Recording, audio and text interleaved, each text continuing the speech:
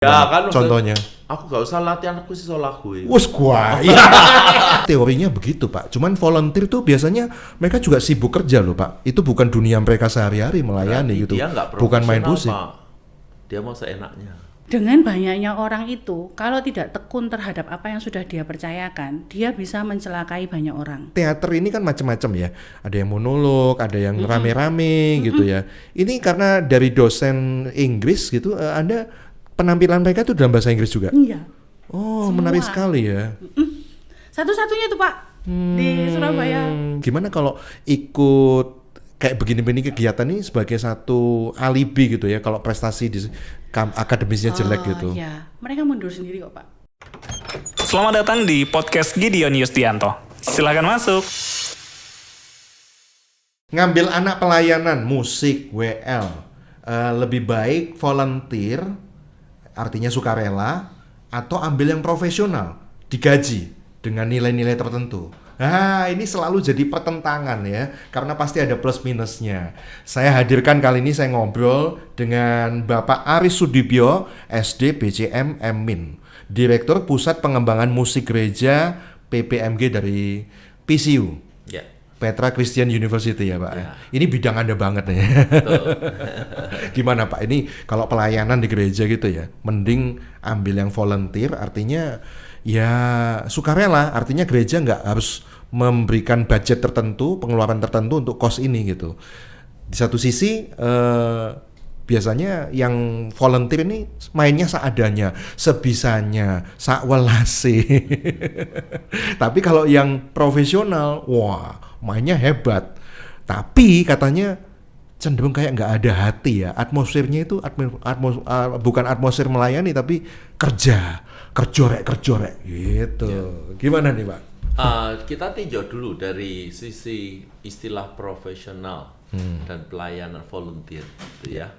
Kalau profesional itu kan konotasinya dibayar. Iya. Kalau volunteer itu konotasinya ya gak dibayar, gitu kan? Free gitu. Sebetulnya kalau kita mau lihat dari pelayanan sendiri kan, kalau Tuhan kan bilang give your best to Him. Lakukan segala sesuatu itu jangan seperti untuk manusia, tapi seperti untuk Tuhan. Nah kalau kita bicara masalah itu, tuntutan Tuhan apa Pak? Profesional Pak. Secara quality tidak ada dalam pelayanan itu yang tidak profesional. Harus profesional. Kalau kita bicara, apa maksudnya? Bahwa quality itu harus yang terbaik dan bisa dipertanggungjawabkan. Artinya bukan asal-asalan. Jadi mau dibayar, nggak dibayar, nggak ada hubungannya. Yang intinya adalah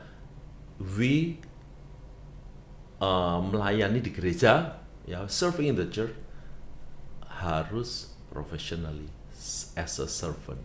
Ya, di atas kertas teorinya begitu Pak. Cuman volunteer tuh biasanya mereka juga sibuk kerja loh Pak. Itu bukan dunia mereka sehari-hari melayani. Berarti gitu. Dia nggak bukan main musik. Pak. Dia mau seenaknya. Mau seenaknya tapi tetap pelayanan gitu ya. It's not professional.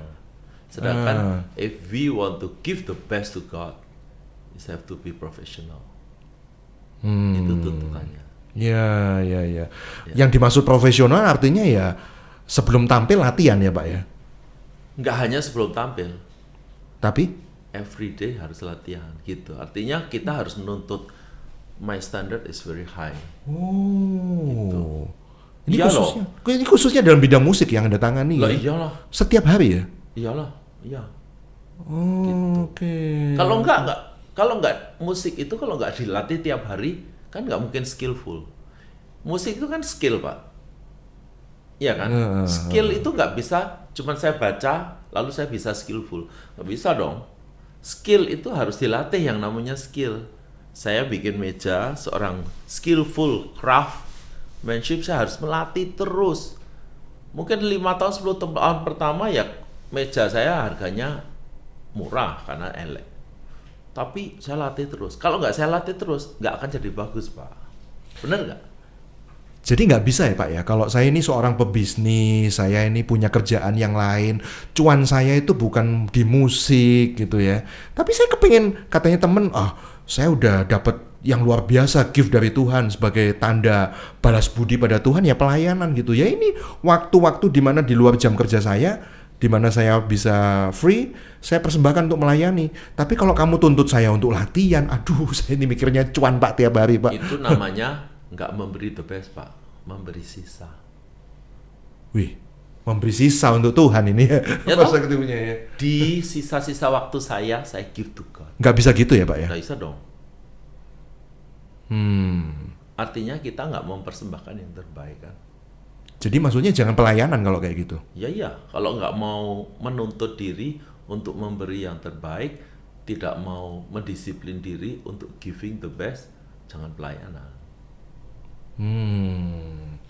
Makanya kadang-kadang ya jadi repot ya Pak ya. Karena volunteer, judulnya aja sukarela, akhirnya pemimpin gereja ini nggak bisa nuntut lebih, nggak bisa negur gitu ya. Kalau kamu yang mesti profesional dong kayak gini.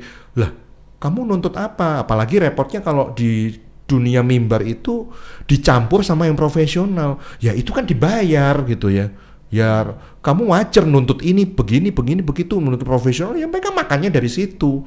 Tapi kalau saya ya kamu tuntut kayak begitu ya nggak bisa gitu. Nah ini lemahnya kan di situ Pak sistem ini. Jadi pemimpin gereja itu agak sungkan negur kalau seorang volunteer itu ditegur keras karena kurang disiplin gitu ya.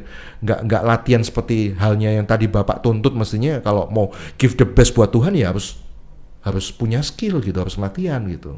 Gimana, Saya Pak? sejak muda oleh pendeta saya bahkan disekolahkan Pak, khusus dibayari untuk belajar musik karena pendeta saya, istri pendeta saya yang memimpin paduan suara kan, lalu Aris aku bisa dibantu, kamu bisa top baca note gini, belajar ya, tak leskan ya, belajar conducting gitu kan, mau, terus dibayari. Aku enggak mau dibayari, aku bisa bayar sendiri. Aku menuntut bahwa selama aku bisa membayar sendiri dengan uangku, I give everything to God. Jadi aku dari muda sudah memberikan, aku mau memberikan diriku, bukan hanya mau diajar, tapi kalau aku mau melayani, aku juga harus menyiapkan diriku untuk bisa melayani dengan baik dan aku membayar sendiri. Aku enggak mau dibayari sama gereja. Wih mantep nih ya, mau bayar sendiri, mau bayar harga. Padahal Anda waktu itu masih SMA kelas 1. Masih SMA? Iya. Gitu. Jadi saya disuruh belajar dan ada sekolahnya, walaupun bukan sekolah formal, tapi guru saya juga cukup disiplin, jahat. Jadi ada tuntutan sehingga ketika selesai belum selesai sih, 3 bulan langsung ujiannya adalah langsung memimpin paduan suara. Memimpin paduan suara di gereja diserah itu langsung, setelah itu saat itu juga langsung diserahkan. Pokoknya saya tahu kamu yang pegang sejak saat ini. Lalu 3 bulan lagi ujian lagi paduan suara remaja, kamu yang pegang, yang latih untuk ujian, setelah itu serahkan semua. Lalu 3 bulan lagi paduan suara wanita, saya diserai paduan suara wanita. 3 bulan lagi paduan suara umum. Jadi selama 1 tahun akhirnya 4 paduan suara itu saya pegang di gereja. Itu Pak Aris nggak ngerjain pekerjaan yang lain, kerja kan? Saya SMA, masih SMA kelas 1. Oh, nggak setelah lulus waktu itu kan kerja juga? Setelah lulus saya kuliah di Petra. Oke. Kuliah di Petra karena saya sudah 3 tahun saya punya skill yang bagus. Saya bikin konser, saya bikin drama musikal, bikin apa, saya punya skill yang bagus. Masuk Petra saya langsung jadi pelatih paduan suara di Petra. Waktu mahasiswa, tapi juga saya membantu melatih di gereja-gereja.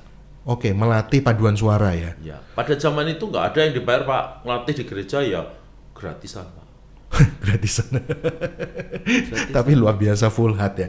Ya. Maksud saya gini loh Pak, ya itu kan kerjaan Anda memang Pak. Loh, waktu itu saya nggak dibayar. Setelah itu, maksudnya setelah Anda sekolah, kuliah, memang pekerjaan Anda kan itu gitu. Dunia Anda sehari-hari. Saya sekolahnya arsitek Pak, bukan musik waktu itu di Petra. Kan di Petra tidak ada jurusan musik. Saya sekolah arsitek. Jadi selama sekian tahun di Surabaya itu sampai lulus saya bekerja pun bekerja di konsultan arsitek, saya membantu gereja-gereja melatih. Oh, jadi artinya masih bekerja di sekuler gitu ya? Ya. Tapi untuk urusan paduan suara, untuk musik gereja, Anda totalitas juga? Iya. Gimana Pak? Susah nggak bagi-baginya itu? Ya enggak lah. Harus. Ya kalau saya punya hati di situ, I give my best, my time, my mind, my emotion, my soul, ya di situ juga. Jamnya latihan ya? Jamnya latihan. Oh, saya pelatih kok. Ya kan enggak bisa. Lah kalau bentrok sama kerjaan yang arsitek tadi misalnya ketemu dengan klien gimana? Ya diatur Pak, bisa diatur. Kenapa enggak? Kerjaan bisa diatur. Pasti pernah telat ya? Biasanya enggak, kecuali enggak ada kendaraan. Mantap. Ini nih ya, sukanya volunteer itu telatan ya nggak sih? Ya. Ya sudah, namanya saya kerja ya, harap maklum kalau saya telat gitu ya. Kalau itu Tuhan paling ngasih berkati telat ya apa Pak? Ini nih, kalau Tuhan ngasih berkatnya telat gimana ini? Kalau kita kekurangan, kita sakit, nggak sembuh-sembuh, komplain sama Tuhan. Iya. Tapi kalau kita pelayanan telat.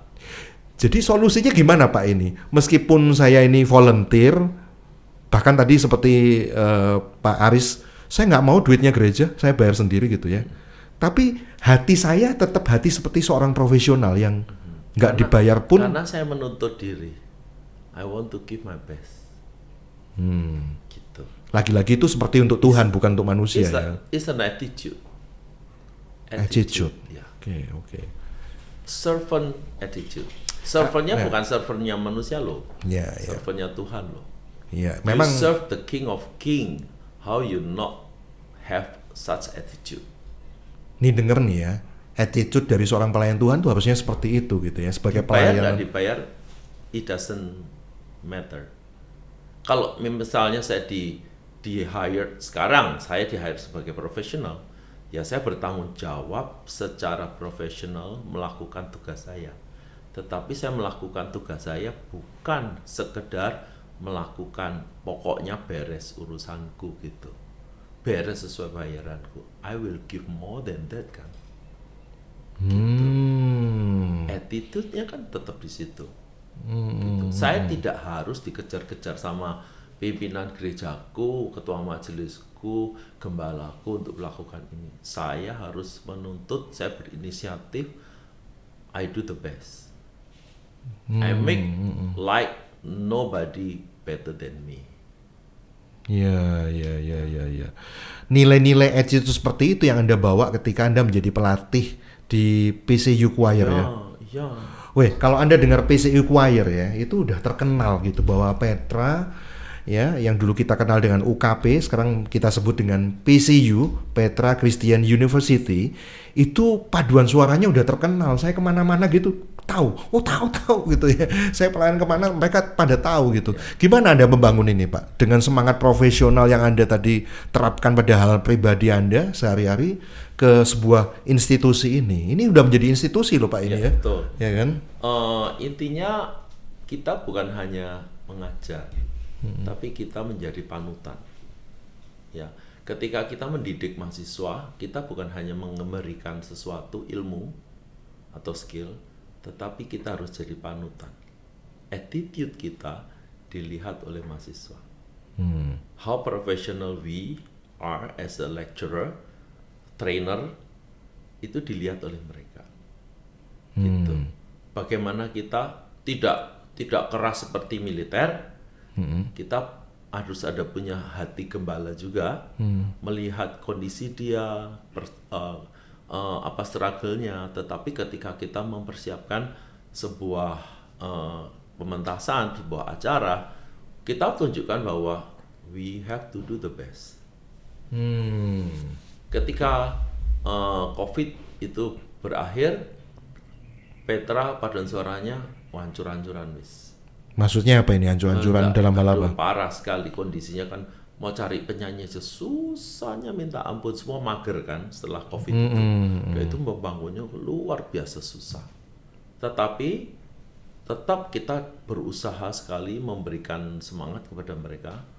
Lalu kita buatkan ikut lomba ini, lomba itu, dan kita kerja keras untuk pokoknya tidak boleh tidak menang. Harus menang. Kalau menang kan mereka bangga, Pak. Iya, iya. Memang bukan tidak mengeluh, Pak. Anak-anak, aduh mengeluh tiap latihan tuh bisa sehari bisa 5 jam, 6 jam di luar jam kuliahnya dia. Pulang jam 10 malam, seminggu 4 kali. Pulang jam 10 malam. Kalau sudah mendekati hari H-nya itu bisa tiap hari selama 2 minggu. Tiap hari pulang jam 10 malam. Capek nggak? Capek. Tapi itu adalah mengajar disiplin, mengajar attitude. Iya. Kalau kita ingin melakukan sesuatu, do the best, kita harus kerja keras, sacrifice. Ada yang mengatakan bahwa kalau skill dalam hal ini misalnya paduan suara itu vokal ya Pak ya, itu gampang lah dilatih. Tapi soal attitude itu lah ya. Oh enggak Pak, latih vokal itu susah banget. Susah ya. Tapi kan gini Pak, kalau punya skill tapi kalau nggak punya attitude itu misalnya seenaknya sendiri latihan. Tapi punya skill itu juga orang tuh lebih karena saja. Saya merasa suara saya bagus. They think their voice is good. Padahal ya nggak spiro all. Kebanyakan orang merasa gitu. Kalau memang bagus ikut lomba, bisa menang nggak? Iya. Kalau menang, ya itu berarti kamu bagus. Iya. Kalau kamu merasa bagus, ikut lomba lah. Dan tidak menang kan banyak kan tidak menang kan gitu. Iya. Sebagai pelatih ya di PCU Choir ini ya Pak ya. Tadi Anda sebut sebagai pelatih juga punya hati seorang gembala gitu yang artinya mengasihi. Tapi di satu sisi Anda pengen anak buah Anda ini bisa tampil bagus dengan skill yang bagus, artinya dibutuhkan disiplin yang ketat gitu ya. Sangat ketat tadi sampai capek-capek latihan kayak gitu ya. Sampai nangis-nangis lah. Kalau misalnya ada yang nggak disiplin gitu, bentuk pendisiplinannya seperti apa Pak? Ya kita panggil.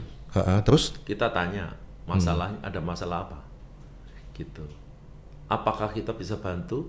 Atau kalau masalahnya masalah jadwal, kita bisa bantu nggak untuk nego dengan dosennya gitu. Kalau masalah attitude, sorry aja, kami drop aja gitu.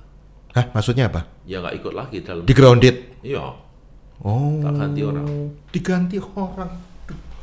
Nanti dibilang kejem loh Pak. Masa Kristen kayak gitu? Enggak lah. Orang Kristen memang nggak boleh nggak punya disiplin. Justru harus punya disiplin ya. Iyalah. Tuhan Yesus juga mendisiplin murid-muridnya. Anda mau gabung di PCU Choir ya? Kalau Anda nggak mau latihan, nggak mau disiplin, di grounded alias nggak diikutkan. Iya, karena kan kita ingin juga mereka bertumbuh. Bukan hanya suaranya bagus, tapi attitude-nya bagus. Iya. Gitu. Pak Aris, kalau saya nggak punya modal, tadi kan Bapak bilang dipikir suaranya bagus gitu ya. Nah kalau buat saya yang saya ngerasa bahwa suara saya nggak bagus, tapi saya punya hati melayani, kepengen, itu Anda terima nggak? Saya lihat, dilatih dulu. Sebetulnya hampir nggak ada orang yang nggak bisa dilatih nyanyi. Semua bisa artinya? Semua bisa, tapi tergantung ya orang mungkin talenta ada yang kasih 1, ada yang 2, ada yang kasih 3, ada yang kasih 5, mungkin ada yang kasih 10 gitu ya. Kalau dia yang talentanya lebih banyak, latihan sedikit, cepet bagus. Tapi kalau talentanya kecil, ya dilatihnya lebih lama, harus lebih telaten, spend time more, sehingga dia suaranya menjadi lebih baik. Oh, bedanya di situ aja ya. Iya.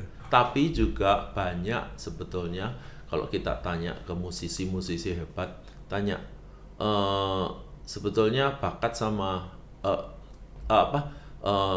kunci suksesmu itu apa? Kamu punya bakat luar biasa, dia bilang. Orang di seluruh dunia, musisi hebat di seluruh dunia, dia mengatakan bakat itu cuma 10%, Pak. Wow. Yang 90% adalah kerja keras. Iya. Disiplin, attitude. Iya. Jadi saya punya bakat hebat pun kalau saya nggak latihan nggak akan bisa bagus. Iya. Justru seorang semakin hebat, artis makin hebat, dia makin takut tampilnya jelek sehingga dia latihannya lebih banyak. Iya. Lebih banyak daripada yang non profesional gitu. Tapi yang non profesional harusnya nyontoh yang profesional gitu kan. Harusnya begitu. Cuman kebanyakan tuh musisi-musisi kita tuh sok profesional gitu loh Pak. Sok profesional maksudnya gimana nih Pak? Kroso profesional padahal gak spiro. Nah itu kerasa profesional tuh gimana? Maksudnya pengaplikasiannya itu biasanya gimana? Ya, kan, contohnya? Aku gak usah latihan, aku sih lagu ya. Wus gua. Ya. Kamu nggak tahu saya ya, udah biasa tampil. Udah nggak usah latihan lah. Aku hafal kabeh lagu niku wis sur kabeh.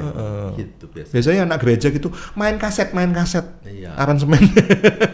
Pemusik kayak gitu Pak. Iya. Itu sok ya Pak ya? Sok jago. Kalau ada yang sok gitu Anda nggak pilih ya? Ya iyalah.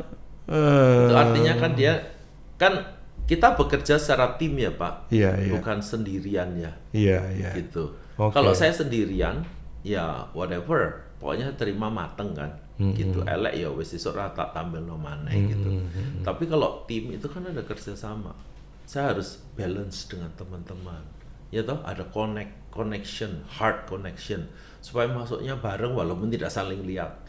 Itu harus dilatih. Masuk feelingnya mainnya pas. Gitu kan, tidak tiba-tiba ndak latihan terus main, oh aku nanti melok gak bisa kan. Kan style, musical style kalau kita ngelatih itu kan harus dicocok akordnya kemana lalu pindah-pindahnya gimana. Kan nggak bisa improvisasi gitu. Iya. Nah jadi PCU choir ini bukan cuman sekedar ada ya Pak ya, tapi betul-betul digembleng, diniati ya. Diniati, makanya universitas kasih kita juga fasilitas yang sangat bagus. Lalu kasih pelatih full time juga yang bagus gitu. Ya. Iya. Ini sebagai satu pembanding lah ya. Mungkin di kampus Anda ya hanya sekedar ada gitu ya.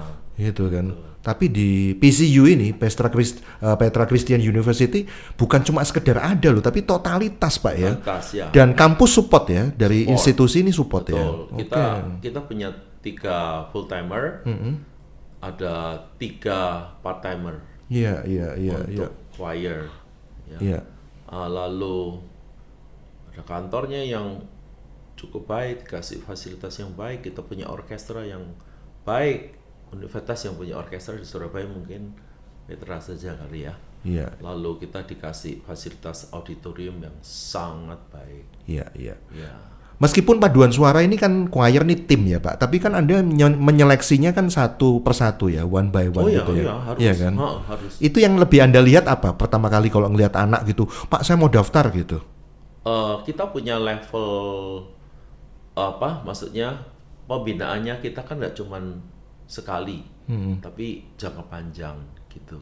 Jadi di awal kita tes kalau selama dia nggak deftone ya artinya dikasih nada sol punya re, dikasih re punya nyala gitu, fales ya kita masih bisa terima gitu. Lalu kita lihat latar belakangnya, oh dia dulu ikut paduan suara di sini, ikut lomba di sini, oh ini kelihatannya track recordnya bagus. Lalu kita ikutkan 1 tahun pembinaan, kita lihat kalau dia memang sangat bagus, kita langsung cepat libatkan dia ke level yang lebih tinggi.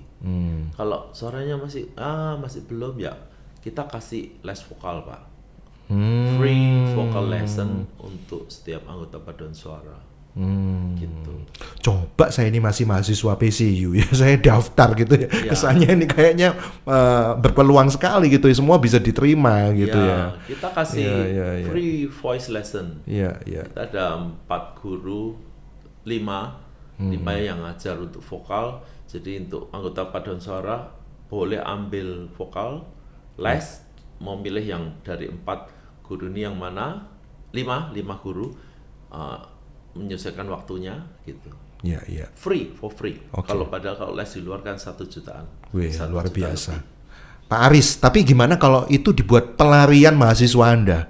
Jadi di program studi yang dia ambil itu nggak begitu bagus, ya pelariannya nanti dibuat alasan. Aku tuh terlalu banyak latihan paduan suara soalnya Pak, Ma. Kebalian Pak.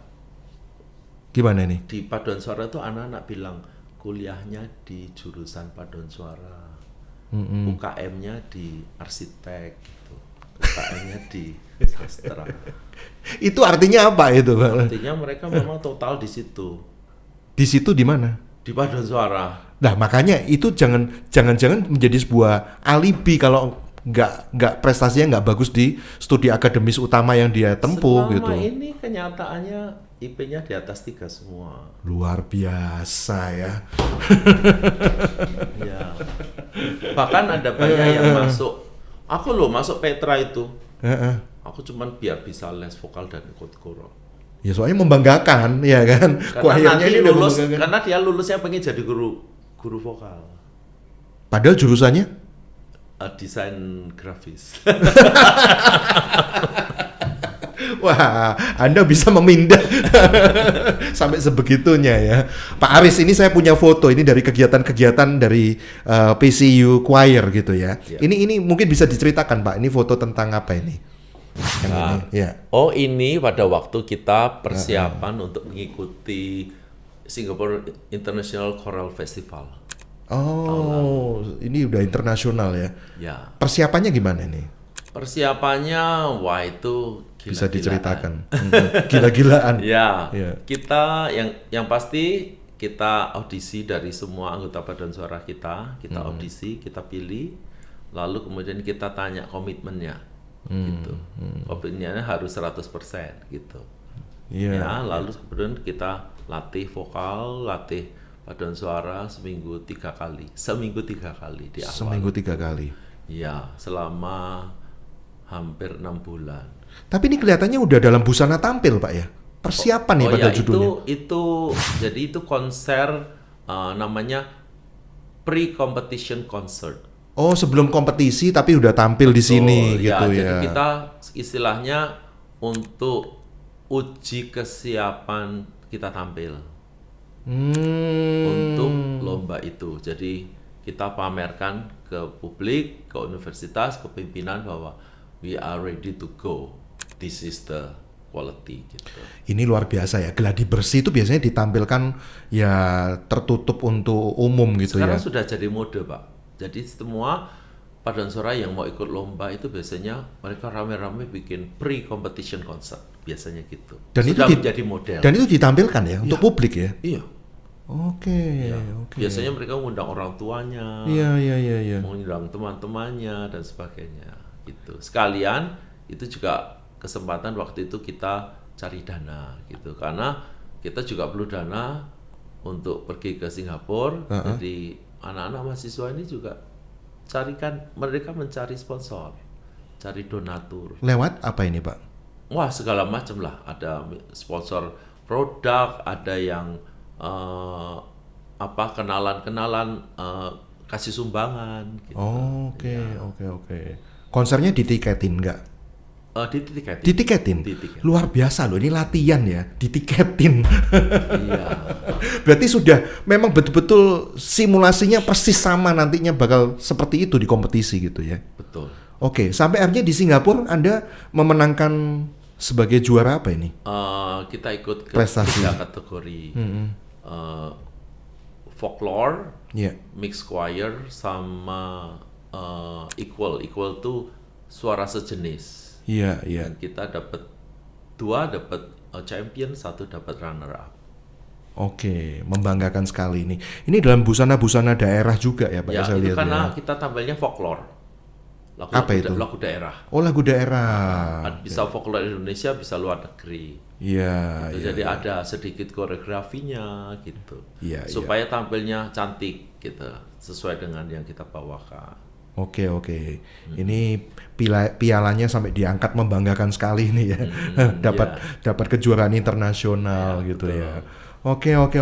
Luar biasa Pak Aris. Terima kasih perbincangannya ya. Ini visi kedepannya gimana? Bakal lebih menggila lagi ya PCU Choir ini. Oh ya, kita terus kalau sudah di satu level ya kita nggak bisa turun, Pak ya. Kita harus naik terus. Ya berusaha lah. Okay. Ya untuk siapa ya? Ya untuk anak-anak ini, karena mereka harus dilatih ke depan. Mereka nggak hanya hebat di bidang yang mereka pelajari dan mereka harus dilatih untuk soft skill-nya. Iya, iya. Itu kan kalau melatih paduan suara itu kan melatih disiplin, Iya. melatih kerja keras tapi with happiness, Iya, with bukan terpaksa ya. with attitude gitu. Karena sudah kelihatan juga dari alumni kita tuh hebat-hebat di dalam pekerjaannya karena ya they work with happy, with attitude gitu, dengan mimpi, dengan prestasi gitu. Luar biasa. Sudah dilatih di paduan suara sih. Iya, iya. Ambil anak pelayanan, volunteer atau profesional. Nah, kali ini saya akan kontraskan dengan Ibu Melinda SSMA. Beliau dosen English for Creative Industry. Halo, Pak. Ini ngurusin apa ini English Creative Industry ini? Kami itu belajar macam-macam, Pak, terkait dengan industri kreatif, mulai dari performing arts, Iya. terus film, kemudian juga creative writing, penulisan kreatif. Berarti yang hubungannya sama drama-drama gitu ya? Ada untuk performing arts-nya memang di Salah drama. satunya ya. Nah, salah satu menarik di gereja itu sekarang kalau lagi event-event tertentu ya, misalnya Paskah atau Natal, itu biasanya disertai dengan persembahan drama Natal. Wah, Ya. persembahan Paskah gitu ya. betul. Artinya gereja pelayanan juga menyuguhkan itu loh gitu ya. Benar. Nah, seperti yang saya tanyakan dengan Pak Aris tadi ya, itu tadi. Mau menjaring anak-anak yang mau ikut drama ini mending volunteer sukarela, sak bisanya waktu, sak bisanya tenaga. Punya hati sih punya hati, tapi ya jangan tuntut saya lebih. Saya masih sibuk cari uang ini ya kan. Ya. Atau mending ya sudahlah daripada pusing kayak gitu-gitu nanti telatan, datangnya telat nggak on time karena alasan masih ngurusin kerjaan. Ya sudahlah kita hire profesional aja. Kita hire anak buahnya ibu aja lah. Betul. Masuk akal. Gimana? Masuk akal itu. Pilih yang mana ini? Kalau saya boleh usul untuk gereja-gereja, kok rasanya lebih baik yang dari jemaat. Karena drama itu kan satu metode yang bisa Iya. digunakan untuk menceritakan firman Tuhan. Betul, betul. Bagaimana cerita itu bisa sampai dan diterima oleh jemaat, itu harus sesuai dengan jemaatnya.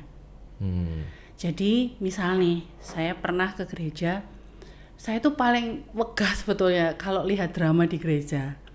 Karena otak saya nggak bisa saya switch off untuk tidak melihat aspek-aspek artistik yang mereka kerjakan. Maksudnya Anda gemes gitu ya? Ih, mestinya tuh gini. Ya kadang-kadang tuh sampai kadang-kadang tuh sama anak saya tuh, wes dah lama, dia mau gitu.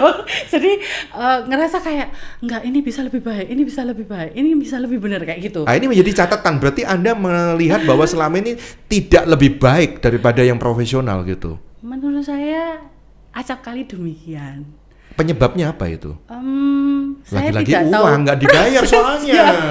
Kalau menurut saya karena prosesnya, Pak. Iya, Soalnya prosesnya kenapa? pementasan teater itu adalah satu seni yang tidak bisa dengan instan dilakukan. Iya sih. Jadi harus latihan dengan tekun. Kalau mau belajar tentang ketekunan, Bapak punya anak? Belum. Belum ya? Kenapa?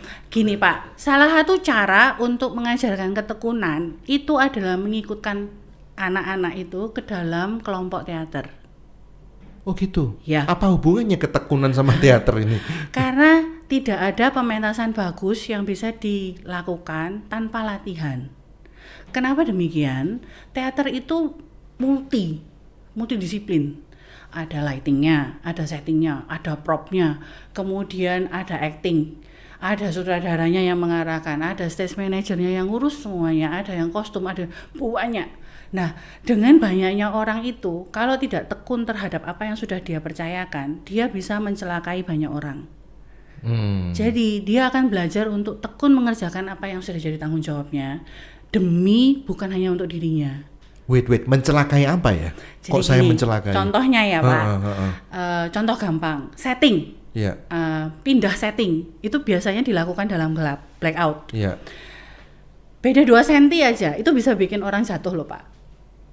Oh. Jadi kayak geser 2 cm aja ya, terus waktu lighting on, aktornya harus sudah ada di sana. Misalnya actingnya dia harus langsung tiba-tiba duduk, itu bisa jatuh. Oh iya juga ya. Ya, jadi ketepatan, ketekunan, kerjasama itu 3 hal yang tidak bisa dihindari dari belajar tentang teater. Nah, lebih celakanya karena volunteer, karena SDM di gereja terbatas, rangkep ya saya pemain, Betul. ya stage manager. Benar. Itu gimana? Nggak bisa ya kayak gitu ya? Sehingga menurut saya memang jangan orang luar supaya tahu, karena gini, kalau jemaatnya itu sudah tahu, oh bapak ini ya majelis ya ini, mencintai karakter yang dimainkan orang itu akan lebih mudah karena sudah mencintai orangnya duluan, sehingga standar perfection itu beda. Perfectionnya akhirnya kalau di gereja itu lebih ke arah bisa masuk nggak ceritanya ke jemaat. Misal Pak ya, Bapak boleh datangkan anak-anak saya gitu untuk bermain, pasti spektakuler. Tapi pertanyaannya adalah nggak akan ada komen seperti ini. Pak itu apik yo, ternyata bisa main gini ya. Itu loh, komunitas itu loh yang lebih penting kalau di gereja kalau menurut saya. Sehingga orang tuh ngerasa Bapak itu bisa. Aku mestinya ya bisa loh pelayanan gitu. Tapi di balik itu Pak, perlu ada orang yang dengan tekun mengajarkan kepada mereka bahwa kita harus latihan. Itu sih kalau menurut saya. Kalau gitu saya hire ibu aja kalau. Kayaknya Harus itu ada orang yang trennya. harus ada orang yang apa ya? Ayo gitu. Ya. Belakangan ini memang anak-anak kami itu diminta untuk melayani di gereja, Oh iya. di sekolah Iya. sebagai pelatih.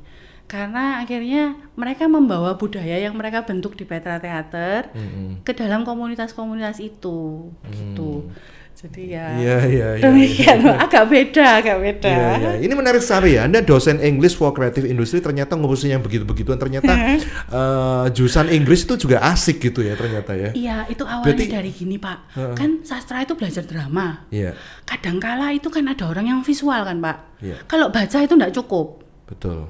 Akhirnya kami bikin itu. Wes ini loh, naskah drama ini ketika dipentaskan akan seperti ini. Jadi istilahnya itu kalau orang sini tuh ngomong, mudengnya itu lebih cepat gitu loh Pak. Langsung masuk puk gitu. Nah, selain itu kami melihat bahwa ternyata ini ngajarkan banyak hal ke anak-anak. Terutama belajar tentang komitmen Pak. Itu kalau misalnya nggak komit, sudah pasti putus di tengah jalan itu. Iya. Kalau tidak komit beneran diberhentikan Pak. Petra Theater itu bukan terikat pada kelas.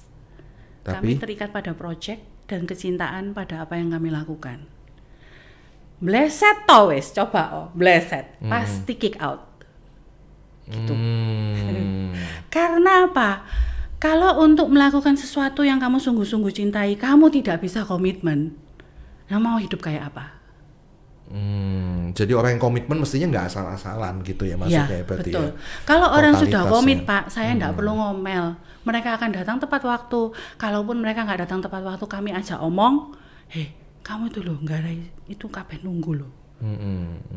Oh iya gitu. Jadi tahu diri jadinya itu. Diajak ngomong atau ditegur? Oh tergantung. Kalau misalnya datangnya, kenapa saya cerita lagi? Tergantung. Tegas banget. Kayak gini misalnya. Kalau misalnya dia udah telat pementasan jalan, itu bisa diteriakin Pak. Keluar gitu, itu bisa. Nah itu sih Anda profesional nggak apa-apa ya. Bayangkan kalau itu gembala keluar gitu. Masa lah itu kan. Mungkin gembala-gembala itu sudah tahu cara berkomunikasi yang lebih baik daripada saya. Mungkin bahasanya lebih bahasa kasih ya. Iya. Jadi tapi menurut saya tetap jemaat yang melakukan hal itu perlu diberitahu. Tapi itu harga mati ya komitmen itu ya. Nggak bisa ya ndak ya. Karena banyak sekali yang terjadi dalam hidup ini. Oke. Kamu tinggal milih mau komit yang mana Iya, gitu loh. Nah kalau enggak kan pada nggak selesai, Iya. nggak tuntas. Oke, nggak selesai, nggak tuntas, tunggu-tungguan. Jadi artinya bentuk komit adalah yang pertama nggak telatan. Benar. Oh. Bapak bayangin ya, kalau Bapak mimpin saya datang telat. Bapak kan masih manusia, pasti moodnya kepengaruh toh Pak. Nah misalnya Bapak pemimpin kami semua, mood Bapak nggak bagus, sengsara itu kita semua. Jadi pasti akan, loh kenapa ini sutradaranya gitu? Ya karena sudah beda gitu loh, rasanya itu. Ya, itu marah-marahnya dalam bahasa Inggris gitu ya. Kadang-kadang kalau sudah sangat marah bahasa Inggris yang keluar. Kalau masih agak middle itu berarti kamu ini ya. Asal jangan bahasa planet aja. Oh enggak boleh meso kalau Nah, itu maksud saya. kalau di Petra Pak bisa dilaporkan itu saya Pak. Gitu. Iya. Ini loh tantangannya antara disiplin dan kasih itu tadi. Betul, Ya. Oke. Saya mengasihi kok, karena saya mengasihi maka saya menegur. Iya. Jadi saya tuh bilang sama anak-anak memang, pokoknya ya sama saya gampang. Kalau saya sudah nggak ngereken kamu, artinya saya sudah give up. Tapi kalau saya sampai ngomeli kamu, spend time untuk kamu belajar lagi, artinya saya percaya kamu punya potensi yang besar. Ya, masih menaruh harapan untuk Yes. kamu gitu ya. Oke, ini menarik sekali. Dramanya teater ini kan macam-macam ya. Ada yang monolog, ada yang rame-rame gitu ya. Ini karena dari dosen Inggris gitu, Anda penampilan mereka itu dalam bahasa Inggris juga. Iya. Oh, Semua. menarik sekali ya. Satu-satunya tuh Pak di Surabaya. Oke. Teater tapi dalam bahasa Inggris gitu ya. Benar. Oke. Ya karena berangkatnya dari sastra Inggris tadi itu Iya. untuk membantu mahasiswa kan. Iya. Jadinya keterusan. Terus sekarang kami punya yang namanya New Play Development. Apa itu? Karena gini Pak, ketika main Shakespeare itu budayanya jauh kan. Ketika kami main Arthur Miller, Tennessee Williams itu budayanya jauh.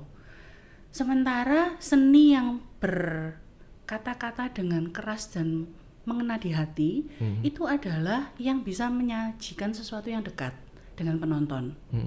Akhirnya kami memutuskan kita bikin naskah-naskah baru tentang Indonesia, tentang masyarakat kita dalam bahasa Inggris. Oh, yang relate dalam Yes. Indonesia sehari-hari tapi dalam bahasa Yes. Inggris gitu ya. Itu bisa juga dengan misi kayak gitu memperkenalkan ke dunia luar loh tentang Benar. kehidupan Indonesia itu seperti ini Betul. gitu ya. Kami sampai diundang untuk pentas di Hong Kong. Wow. Di depannya ini para presiden universitas. Itu kalau bahasa Inggrisnya itu. Tapi sebetulnya itu rektor-rektor gitu loh Pak. Jadi rektor-rektor itu berkumpul kemudian mereka menonton pementasan kami. Karena kami percaya bahwa teater itu adalah salah satu cara untuk membentuk manusia seutuhnya. Jadi kan kita sering ya bicara tentang STEM. Apa itu? Matematika. Oh. Harus pintar matematika gitu. Oh. Orang-orang yang pintar matematika akan lebih sempurna kalau dia juga paham seni. Ya, dari dulu saya nggak diperkenalkan sih. Tahu gitu saya begitu ini ikut gitu ya. Iya, kita telat kenal ya. Habis ini Bapak join ya. Iya. Oh, berarti ini mahasiswa Anda yang ikut teater nih dari English for Creative Industry. bisa nggak dari jurusan lain? Bisa kalau kepaksa, Pak. Maksudnya? Contoh, kami tidak punya pemain English for Creative Industry itu cowoknya terbatas. Oh, saya berkesempatan ini. Iya, Bapak Maya, ayo. Cowok terbatas ya. Oh, kenapa ya gitu ya? Karena Cowok nggak suka drama soalnya. Mungkin, atau cowok itu mungkin karena selain drama mereka harus belajar nulis kan. Oh iya juga ya. Iya. Diam, reflektif. Tapi ini saya tidak sedang menstereotipkan ya, tapi itu yang terjadi di Etsy. Jadi kadangkala misalnya nih, kita butuh karakter ini tuh kudu ganteng, kudu tinggi, kudu atletis. Hah? Cari di mana? Itu kan bingung kita. Karena anak-anak yang sastra Inggris itu lebih kalem biasanya, lebih introvert. Ya gitu. Jadi akhirnya kami pergi ke departemen lain, jurusan lain. Iya. Ganteng, itu harus dicari tuh. Iya. Macam-macam jurusannya tergantung Iya. kami dapat yang mana gitu. Iya. Tapi Jadi kekurangan cowok yang ekstrovert. Oke, cowok ekstrovert Anda harusnya masuk ke departemen Inggris ya di PCU ya. pasti punya banyak kesempatan. Oke. Tapi kami juga selalu menghubungi anak-anak paduan suara. Oh gitu. Carinya di situ dulu. Oh, karena apa? Masih deket Satu, gitu atau pasti gimana? beres vokalnya. Iya pasti artikulasinya jelas lah itu. Benar. Tapi anak-anak paduan suara belum tentu bisa acting. Jadi nanti program mereka itu akan lebih banyak actingnya. Sementara anak-anak saya yang vokalnya kurang baik, program mereka akan belajar juga tentang vokal. Jadi kami kerjasama, misalnya saya akan mengundang Pak Aris gitu, whether he likes it or not ya, untuk datang dan ngajarin anak-anak saya nyanyi. Karena kami beberapa kali pentas musikal, Pak. Iya, di teater kan ya itu kalau pentas musikal kan ada juga nyanyiannya kan ya. Iya. Iya. Oke. Ini saya punya foto. Mungkin Anda bisa ceritakan nih kegiatan apa gitu. Ternyata di PCU ini juga asik-asik gitu ya. Nah, ini kegiatan apa ini? Itu belakang panggung dan depan panggung namanya. Iya. Jadi banyak pementasan mulai The Clues. Yang ini pementasan di Black Box. Ini di mana ini? Ya, ini di Black Box. Black Box apa itu? Jadi kami punya satu ruang teater yang seperti kotak hitam. Artinya panggungnya bisa di mana saja dan bentuknya bisa bermacam-macam. Ketika orang-orang itu didikte oleh space, wadah begitu ya. Kali ini kami yang mendikte space. Kami membentuk dan menciptakan tempat itu seperti apa. Jadi kenapa kok itu penting? Beda tempat, beda acting style. Beda blocking. Nah, jadi pernah tuh mahasiswa saya harus bikin yang model truss. Truss itu model agak maju begitu Pak, terus belakangnya ada gitu. Berdirinya itu bisa salah loh. Terus saya bilang, kamu keliling sama sutradaranya ya. Kamu coba keliling ke beberapa titik. Titik ini aman, titik itu aman nggak? Saya bilang gitu. Loh Mem, nggak aman. Terus dia bilang, ganti kayak gitu.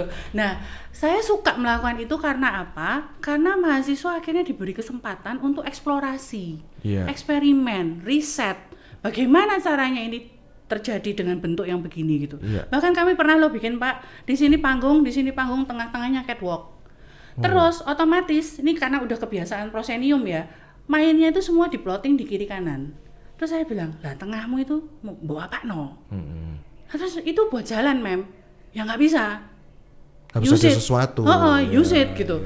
Jadi ganti itu, dirombak, diganti. Tapi seneng loh lihat anak-anak itu penasaran. Terus senang juga melihat mereka itu berusaha. Itu di Black Box ya? Itu Black Box. Katanya satu-satunya? Iya, di Surabaya. Wow, saya pikir Black Box itu kotak yang di pesawat itu loh. Yang ini tapi ini hitam.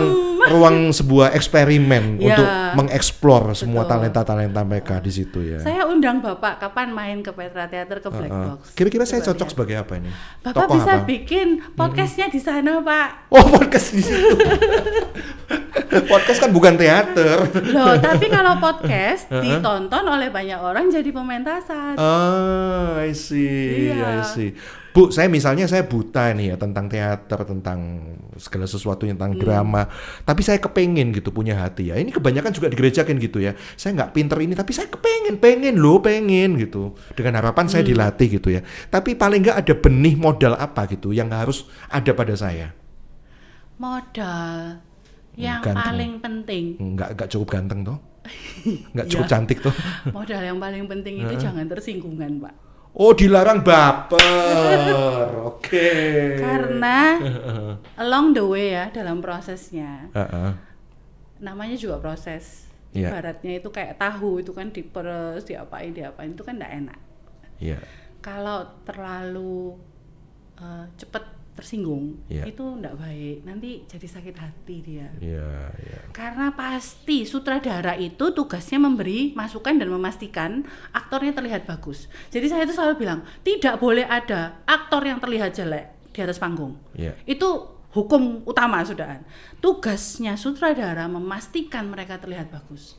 Nah, kalau sudah gitu, aktornya harus percaya ketika dibilang kamu kurang kanan. Cuman gitu aja loh padahal. Atau kamu kalau ngomong kayak gitu tuh ndak keluar apa yang mau kamu sampaikan. Kalau orang yang mudah sakit hati, itu taken personally. Padahal kan itu diberikan kepada aktor untuk memperbaiki skillnya. Yang kayak gitu-gitu. Iya. Cuman itu ya modalnya ya? Menurut saya itu modal utama. Kalau ndak bisa nyanyi, ada Pak Aris yang bisa ngelatih. Kalau misalnya tubuh tidak bugar, sebagai informasi, aktor itu harus olahraga minimal 30 menit tiap harinya. Wih, ini loh totalitasnya ya ternyata ya. Nanti kalau sudah mendekati pementasan, bahkan mereka harus bisa nyanyi sambil lari. Oh my god, nyanyi sambil lari. Karena pementasan itu bisa 2 jam. Iya, butuh stamina ya. Oke. Jadi kalau menurut saya ya itu jangan tersinggung. Terus kalau sudah komitmen itu ya tuntaskanlah. Oke. Gimana? Ini pertanyaan sama tadi yang saya sampaikan ke Pak Aris. Gimana kalau ikut kayak begini-begini kegiatan ini sebagai satu alibi gitu ya kalau prestasi di akademisnya jelek gitu. Iya, mereka mundur sendiri kok Pak. Oh gitu. Anak-anak ini anak-anak pintar. Dan menurut saya mahasiswa-mahasiswa itu cukup tahu diri, cukup tahu, bukan cukup tahu, memang tahu tanggung jawabnya kepada orang tua. Jadi mereka tahu bahwa mereka kuliah ke Petra itu karena satu tujuan belajar, tapi juga Petra Theater ini satu hal yang mereka cintai dan mereka belajar banyak, sehingga mereka akhirnya memutuskan untuk oke, ini kayaknya semester depan ini saya gitu. Nilai saya. Iya. English for Creative Industry ini kan nggak ada apa-apanya kalau nggak tampil ya. Kan harus tampil, memang harus unjuk gigi kan gitu loh. Iya. Tapi ada juga loh Pak yang saya nggak di situ, saya nulis. Ya akhirnya dia nulis naskahnya. Oh iya ada yang di situ, yang di balik layarnya itu ya. Atau misalnya, saya tuh suka setting. Anak-anak saya tuh ada loh yang pinter setting. Setting tuh apa ya? Ngurusin soal apa itu? Ngeset panggung. Oke. Set panggung itu Pak, kayak misalnya cuman tumbler itu ya. Tumbler tuh bisa bikin tumbler taruh di meja itu ya. Itu bisa bikin bertengkar loh Pak. Oke. Kalau dia geser sedikit gitu, atau dia salah naruh sisi mana gitu. Iya. Aktornya kan nggak bisa langsung smooth kan. Iya. Tengkarnya gegernya dalam bahasa Inggris ya? Tengkarnya enggak. Paling gini. Gini sih, gitu. Oh tetap Surabayanya metu. Loh gitu. Tapi ya inilah PCU ya, soalnya di Surabaya gitu ya. Ya, jadi kata-kata loh ndak gitu itu tetap keluar Pak. Oke. Nah ini mimpi Anda dengan English for Creative Industry ini mimpinya apa? Dengan PCU ini apa? Bakal tampil di Hollywood misalnya atau gimana? Saya nggak ngerti ya, prestasi puncak yang pengen dikejar itu apa gitu. Prestasi puncak yang ingin dikejar itu buat center Pak. Oh, center, pusat pengembangan. Performing arts itu di Indonesia masih sangat boleh dibilang tidak di depan ya. Dan menurut saya itu karena anak-anak tidak dibiasakan dengan performing arts dari kecil. Itu sebabnya juga Petra Theater itu membuat The Clues sebetulnya. Apa itu? Ada satu pementasan judulnya The Clues. Itu gara-gara awalnya tuh Pak, anak saya itu protes. Kenapa kok mama bikin pementasan untuk orang gede terus? Kapan bikin pementasan untuk anak-anak? Jadi akhirnya saya tulis tuh, ya sudahlah gitu ya. Terus COVID datang akhirnya nggak dipentasin, nunggu agak lama. Tapi pentas itu kemudian memang didedikasikan tuh anak-anak. Jadi penontonnya itu anak-anak SD, anak-anak. Jadi itu kayak film yang di SS1 gitu ya, nanti ada ratingnya gitu ya, 13 plus, 17 plus, SU gitu ya. Kalau memang temanya itu berat, bukan berarti itu ke arah porn ya Pak ya, tapi temanya berat, misalnya kayak bunuh diri. Itu diperlukan kedewasaan yang cukup untuk memahami ceritanya. Menarik sekali Anda bilang porn. Berarti nggak mungkin ya yang kayak gitu-gitu ya? Saya dipecat Pak. Hah? Biasanya dipecat pasti saya.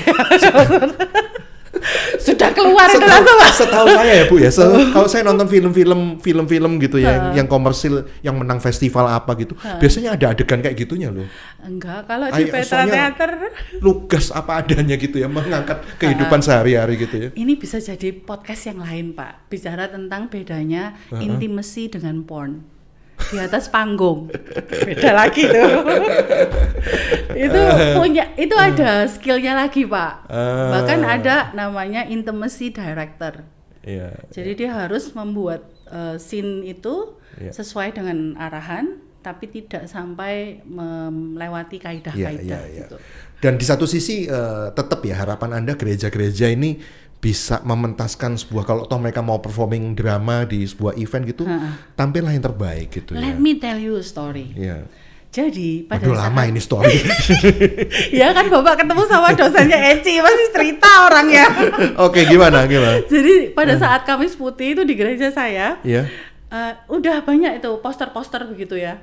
Waduh, ini ada pementasan apa lagi nih dalam hati. Tapi kemudian ketika saya menonton, itu sangat mengena loh Pak. Judulnya itu mengalami dan melayani. Jadi dia mau kamu tuh alami dulu Tuhan sebelum kamu melayani.